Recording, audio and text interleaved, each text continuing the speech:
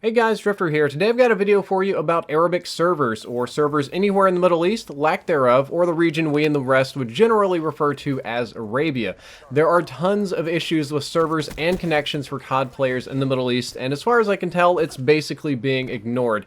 And I know a lot of you want to say, well, no duh, the servers aren't very good over there. It's like a war-torn hellhole. First of all, that's not true depending on where you live. And second of all, it's actually worse than you think, and the solution might be relatively simple, but people are being ignored as far as I can tell.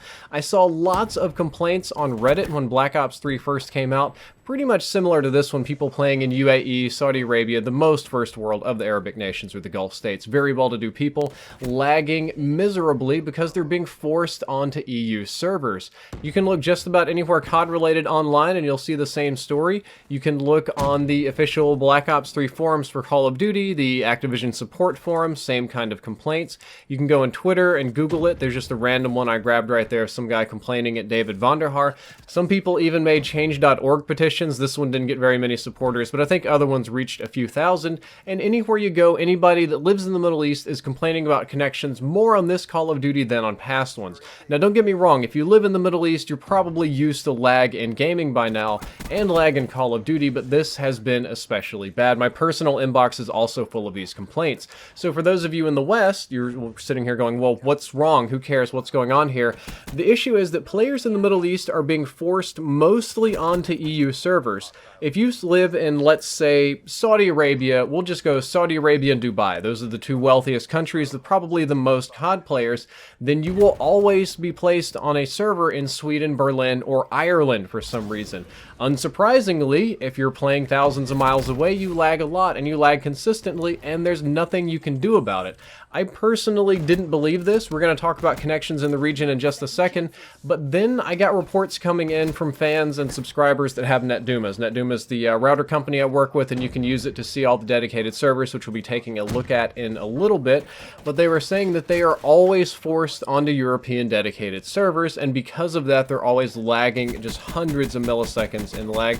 And there's some general complaints like, why am I, I'm in Dubai over here, how come everybody speaks with a Canadian accent or something crazy like that?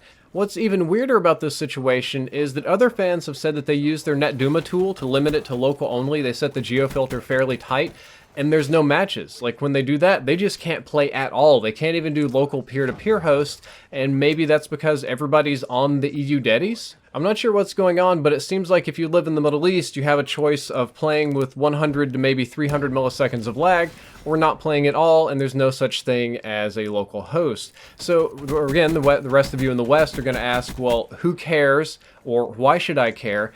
And the answer is pretty simple, and that's that Middle Eastern consumers are still consumers of Call of Duty, just like you, and they're still people. We like to think of everybody in Arabia looking like this handsome fellow, but that's completely untrue. Despite being a different color, foreign, far away, or difficult to understand, or even if they don't speak the same language at all, you can't understand them. That doesn't mean that they're not people and that they're not being shafted really hard right now. So then the question is, why not just give them dedicated servers? The easy answer is, it's not economical. If you look at a map of all of the dedicated servers that Call of Duty Black Ops 3 operates, you'll see a ton of them in the US, a lot in Europe, one in South Africa, one in South America, an Asian one, and a Australian one, but none in the Middle East. And the reason is that there's not enough players in the Middle East to warrant an economic investment in creating a dedicated server. If I had to bet, I would bet that Middle Eastern players generate far less than 1% of total players, probably 0.5%, 0.3%, 0.1%, something like that. And it's just not worth the investment to get dedicated servers for them. So it would be a big loss of money.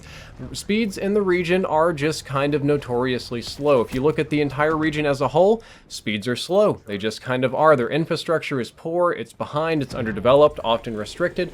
Local laws are very different. We can't put dedicated servers there, and there's some things we can't do because their laws are very different, because they have a very different legal system. Some things are simple and straightforward, others are surprisingly complicated, and finally, of course, there is instability in the region. Even in some of the more stable places like the UAE, it's instability within the government. When I did machinimas back in the day with good old Euphorian films, I had a friend, actually the owner of the group lived in Dubai, and the internet that he had was from a utility company that I believe was owned by the government, as he explained it. So when you tested the connection, it always said the connection was awesome on any official testing site, but then anywhere else you tried to use it, it was garbage, and since the government owned it, there was just kind of nothing you can do about it. So those are all good reasons not to invest in dedicated servers in the area. And then the question becomes, well then why not just let them do local hosting? Why not give them old school peer-to-peer, just kind of like we had back in the day with COD 4? And the answer is pretty much the same reasons as above. All the poor infrastructure, overall low speeds, and somewhat unstable connections usually equate to a laggy connection. However, most of the people in the region that I talk to, which is a surprising amount, usually one way, just reading tweets or something like that, they all seem to really strongly prefer local hosts. They really want to do local hosts. Like, they know that local host will be somewhat unstable, but at least they can get some good games in versus all games being laggy, and they really want to host. And if anybody at Treyarch happens to be listening, if anybody in the Middle East is listening, if anybody who cares at all about this issue is listening, I hope that somebody does something about it, because all my homies in the Middle East are just lagging like crazy. Pretty similar issue. I've been talking about Arabic mostly, but if you live in Israel, it'll also all be Europe. You're not going to be getting local peer-to-peer kind of connections, and it is an issue. Guys, that's all for this video. I just wanted to shed some light on this issue, maybe get something done about it, hopefully cause a change, and spread a little bit of goodwill around. If you enjoyed the video, don't forget to like, favorite, and subscribe. Drifter out.